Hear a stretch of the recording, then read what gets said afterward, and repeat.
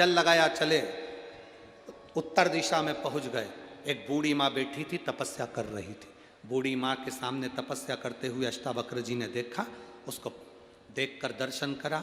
बूढ़ी माँ के नेत्र खुले, उसके घर की दासियाँ आ गई, दासियों ने उसकी सेवा करी अष्टावक्र जी की। अष्टावक्र जी विश्राम करे, भोजन करे, सोने लगे, आराम करने लगे। बूढ़ी माँ ने बहुत परीक्षा की। अष्टावक्र जी हर परीक्षा में पास होते, प्रत्येक परीक्षा में अष्टावक्र जी पास होते, प्रत्येक परीक्षा।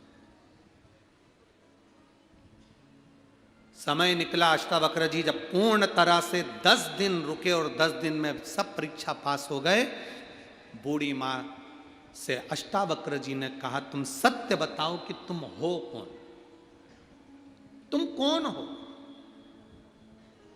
उस बूढ़ी में से एक स्त्री प्रकट हुई, बड़ी सुंदर। उसने कहा, मैं उत्तर दिशा हूं। कौन सी दिशा हूं? उत्तर दिशा। मैं उत्तर दिशा हूं।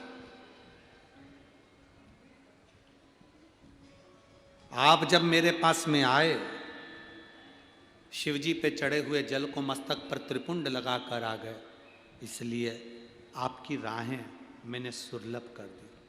नहीं तो अष्टावक्र जी, आप वदन्य ऋषि की पुत्री से कभी विवाह नहीं कर पाते, पर रास्ते को खोलने वाला महादेव था, जिसके जल ने तुम्हारा रास्ता खोल दिया।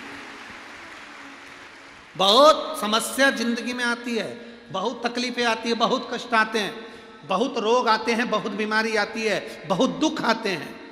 कष्ट देने वाला कष्ट देने का काम करता है, दुख देने वाला दुख देने का काम करेगा। ये हमारे पुराने संबंधों के अनुसार हमें भोगना पड़ेगा।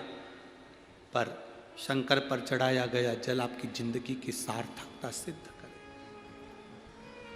जिंदगी की सार्थकता शिव पर चढ़ा हुआ जल सिद्ध कर देता।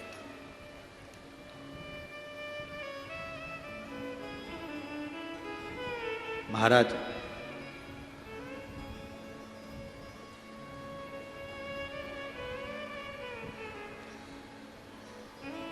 भक्ति का जो फल होता है वो कभी खाली नहीं जाता।